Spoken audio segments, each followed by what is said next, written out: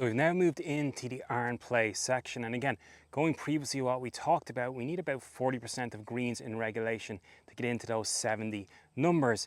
So what's really important when we look at irons, we're going to look at two things. Number one, that face orientation. So we need that face to be fairly square at impact in a fairly consistent manner, and we need the ball coming out of the middle of the face. So there are two things in one that we're going to look at. We're also going to look at what we call low points. So where's that club, the lowest point to travel? Is that in and around the golf ball? And how's that club interacting with the turf in and around the golf ball? So are we getting a little bit of ground before the golf ball? Are we compressing that golf ball? Are we a little bit steep? All those different things. So we're really looking at iron play in two aspects. Looking at it from this end is going to be more the horizontal, the side to side, and the face orientation. When we're looking at it from the opposite side, the face on, we're going to talk more about the low point. So when is that club interacting with the ground? Hopefully that being a little bit after the golf ball. So let's in the next video start with a little bit of face orientation and getting that ball out in the middle of the face and looking at that and improving the consistency of your iron play and get to that 40, 45, maybe even 50% greens in regulation. So we've already talked about face control in terms of the opening of the face in the backswing. But let's not get technical with this. Let's keep this as simple as possible. And knowing now what we know, so perhaps we are missing those greens a little bit to the right. Perhaps we are missing those greens a little bit to the left. Well, let's come out with a little skill development task, right? Let's not get very technical on this. And let's have 3 golf balls. And what we're going to do is we're going to try and hit one left, one right, and then the last one we're going to try and hit straight. So we know, we've already talked about it, this face is a massive influence, about 75% of the start direction with irons.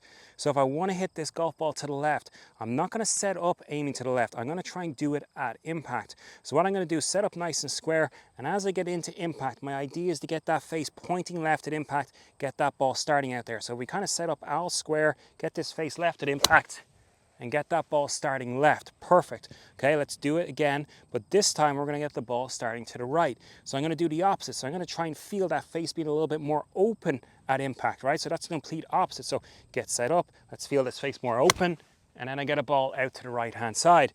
Now again, I'm just really developing the skill, the awareness of a face being open and a face being closed.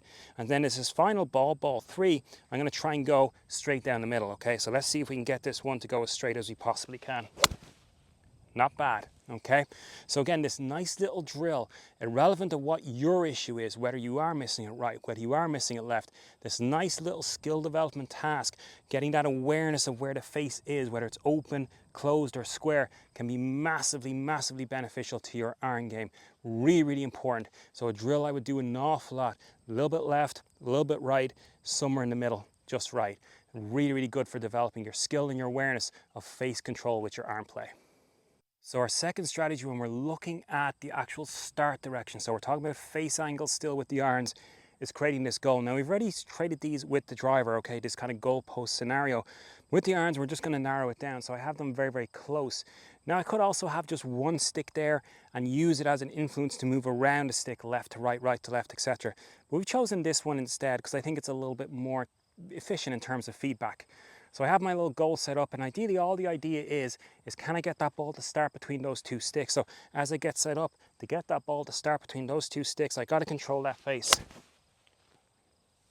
Okay, so really the intention or the focus becomes more about the face and that start direction. So if I feel like the ball is very early on in travel, getting too far left or too far right, there's a really good drill for getting me back online. So again, not really going into the technical aspects, more the skill development, the awareness. This is much more efficient in terms of what we want to get done in terms of shooting in those 70 numbers. We've got to know our own swing and be able to control it even on those off days. So this little goal set, again, just can you start the ball? It's a training, it's a skill development, but it's a really good drill.